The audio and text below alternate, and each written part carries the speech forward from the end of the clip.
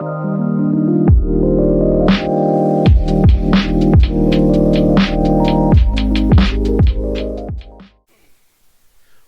back. This is Top Title Sports.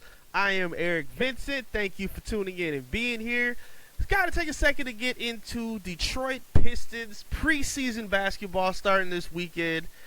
And for a team like the Pistons, the preseason actually matters. You know, I'm sure if this is the other team like the Phoenix Suns or a team that's contending, preseason doesn't really matter. But for a team like the Pistons, preseason, training camp, practice, basically any basketball opportunity that presents for a team this young means that there's a lot at stake and a lot on the line.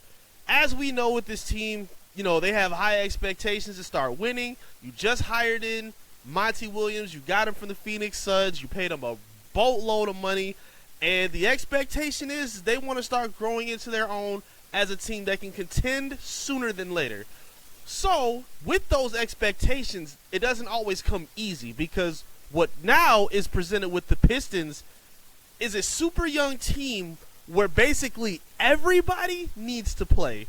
And minutes are not going to come around easy. So, for me, it's a few things that I'm looking forward to with the Pistons in the preseason. I wrote an article on DetroitSportsNation.com. Feel free to check it out if you get a chance.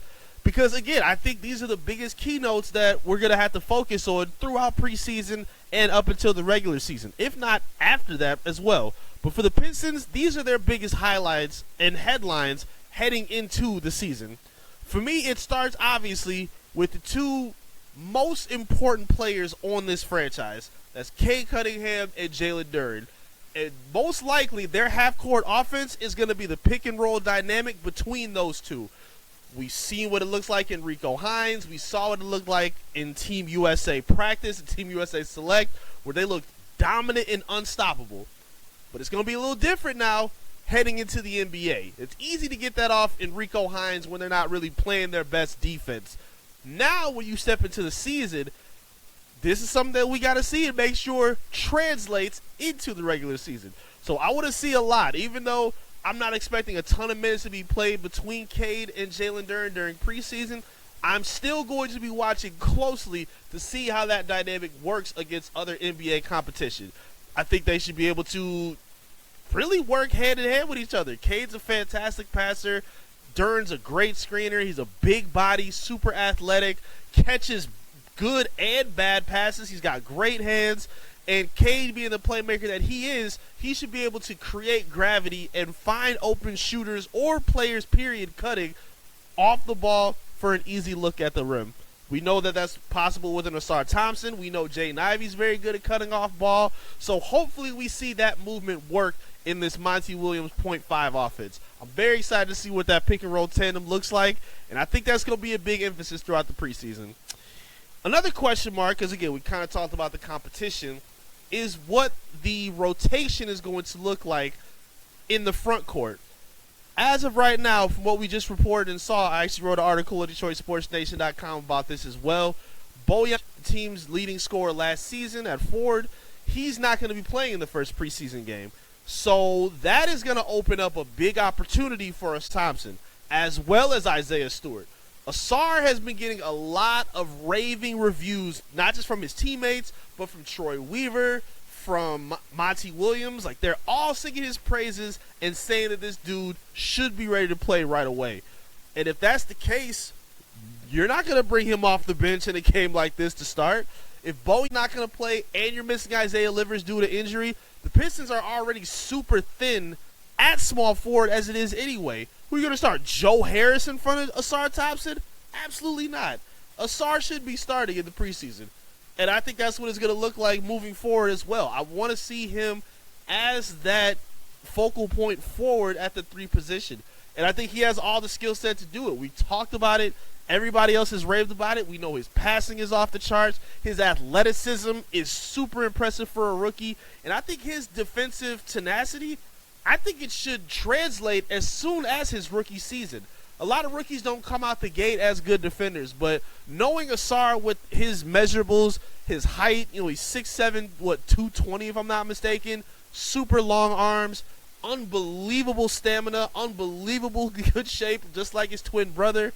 Like, I really think that it's going to translate right away, even against some of the best competition. That doesn't mean he's going to shut down everybody, but I do think he'll be able to impose his will as a defender and surprise a lot of people in the NBA as soon as his rookie season.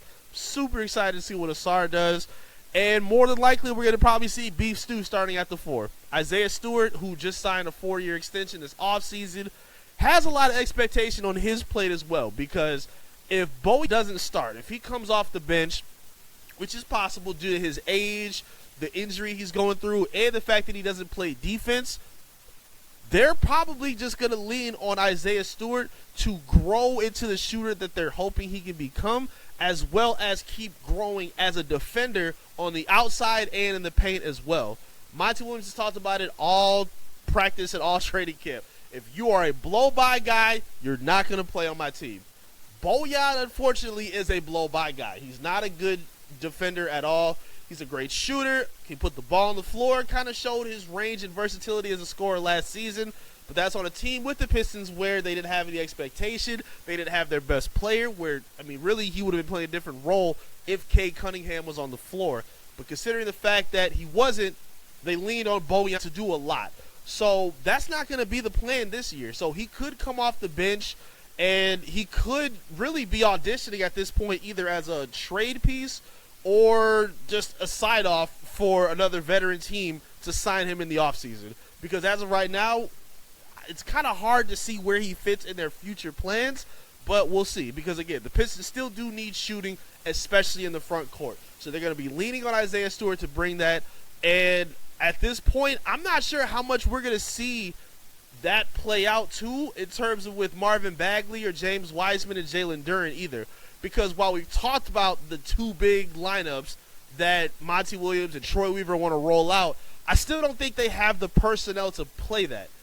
But unfortunately, due to the injuries, again, of Isaiah Livers and of Bojan, it's probably a likely chance that we're going to see James Wiseman playing with Jalen Duren. Monty talked about he thinks that Jalen Duren could play the power forward position and lock down on the perimeter. And I think that is possible as well. I think Jalen has the measurables to make that happen. But I just don't like him defending and being that big next to another big that's not quick, that doesn't really threaten the perimeter with a guy like Bagley or Wiseman. And those are the two guys that are basically vying for the backup center position per what Monty Williams said. But, again, with the injuries and heading into the preseason, we're probably going to see them play together as the 5 and the 4 as well. We're probably going to see a lot of those lineups shifted around.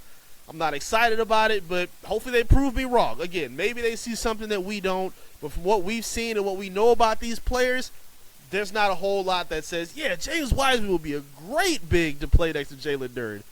No, he wouldn't. James Wiseman, opportunity to show what he can do.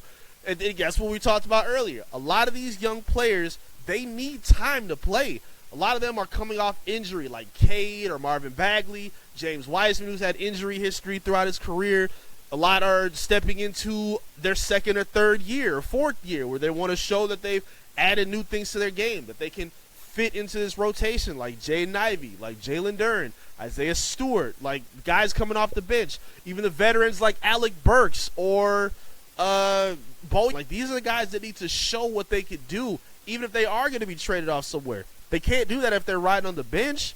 These are guys that need time, and it's going to be pretty interesting to see how this competition and how all these position battles go. Another thing that I'll be watching as another position battle in itself is the guard rotation. More than likely, if anything, we're going to see Cade Cunningham and Jaden Ivey roll out as your starting backcourt, even though some idiots actually suggested that Jaden Ivey should come off the bench for the Pistons. We ain't going to talk about that. I'm not going to give that no more time than I already gave it on Twitter. We're going to see Cade and Jaden Ivey as the starting backcourt for the Pistons. After that, it's a mystery because you sign Monty Morris. He's here for a one-year deal. He's one of the most efficient and productive He's one of the most efficient backup point guards in the NBA at what he does. Great shooter, doesn't turn the ball over, can play off the ball, and he can help you out defensively as well. Veteran presence. He's a helpful guy to have in your locker room, on top of the fact that he's from Michigan as well, so he knows how hungry that this franchise and this fan base is for a winning product. So I'm excited to see Monty Morris here. It's another year of Killian Hayes. Monty Williams has been giving him a lot of credit, getting him a lot of praise, saying he's been working hard on both sides of the floor. But we got to see it, Killian. I wrote about this on DSN as well, DetroitSportsStation.com. He could be running out of time soon. I personally feel like it. Like, I'm not rooting against Killian Hayes. I want to see him do well. But at this point where you have a number 1 overall pick in Cade Cunningham, you have Jade, who should be able to fit well with each other. And then on top of that, you also just drafted a Marcus Sasser. With those kind of players together, it kind of leaves the opportunity for Killian Hayes to shine and grow in a limited opportunity at a limited space. I just don't understand where he stands in. I'm going to be honest with you. Like, I'm not saying Killian doesn't have the potential, but from what we've seen, we know what he is. We know what he brings to a team. Good defender, good passer, cannot shoot, cannot finish at the rim. That's just not his thing. He's not good at either of those. And for a team like the Pistons, you need him to be able to do that.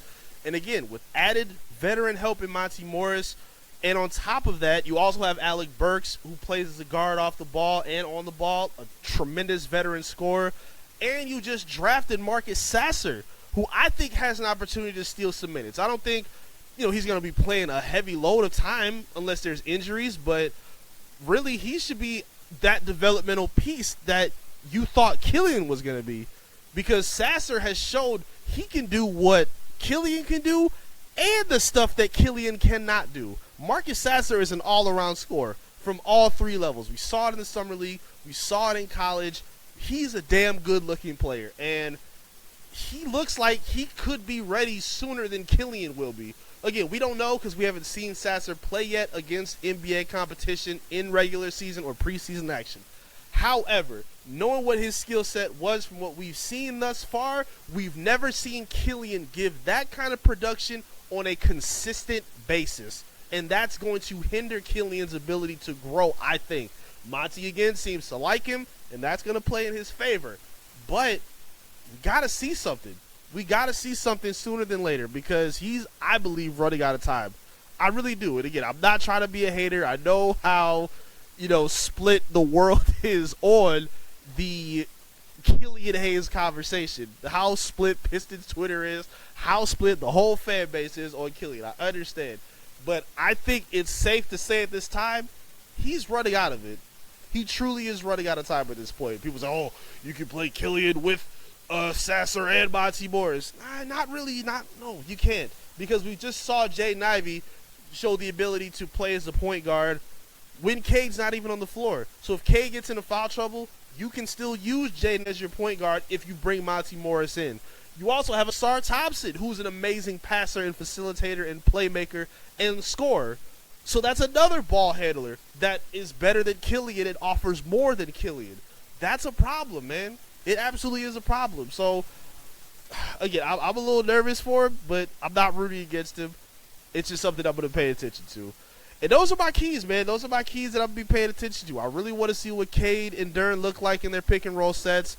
I really want to see what the guard rotation is going to be like. I want to see how much time Marcus Sasser is going to get. I want to see how Monty Morris fits into the starting lineup, how he fits coming off the bench. I want to see what happens with that. I want to see Asar. I want to see the forward rotation. I want to see how that goes. I don't want to see the two bigs go together, but unfortunately we're going to have to just based on circumstance. So, again, we'll be able to talk about it and see how it works. These are the biggest key points, I think, in preseason, and I think these are going to be issues, maybe not issues, but these are going to be questions that the Pistons are going to have to address throughout the season as Troy Weaver tries to continue to put together this winning franchise. But I want to hear from you. Talk to me in the comments. Let me know, Piston fans, what are you expecting from the Pistons in the preseason? Are you excited? Are you not excited? Do you want to just fast forward to the regular season? Are you that type? I would understand so, but let me know in the comment section. Make sure you like the video as well. Subscribe to the channel. Tell a friend to tell a friend. Subscribe to Top Title Sports and check us out when they get a chance. We would appreciate that, love. Thank you for being here. I greatly appreciate you. Go Pistons, and I'll see you again soon in the next video soon enough. Peace.